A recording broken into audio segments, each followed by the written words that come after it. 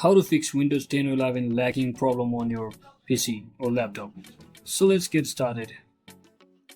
So first thing, you just head over to your search bar, or you can also type in the Windows plus R on your keyboard just like this, and once you press it, just search in for the following hotkeys or keywords which I'll be showing you over here. So first one is percentage temp percentage.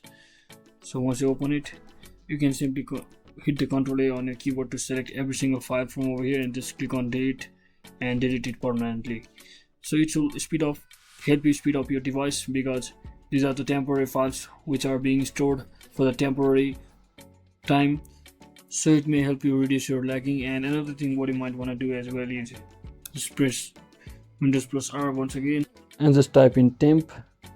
So now you can also simply click Ctrl A and just delete all of the files from over here as well, and you can actually skip it if it's not deletable, and just close the folder and just search for prefetch just like this.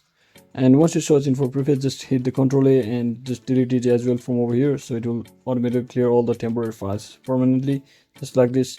And now the second thing is, what you want to do is just searching for disk cleanup from your search bar and open it. So here you should have all of the temporary files as well as your laggy files, unwanted folders, files, case files. And so we can basically click on and select to choose your recycle bin files as well and click on OK. If you don't want to restore any files, you can just delete file from over here. After this, your PC should be fast. So that is it for today, guys. Thanks for watching. Don't forget to like and subscribe to the channel. See you on the next one.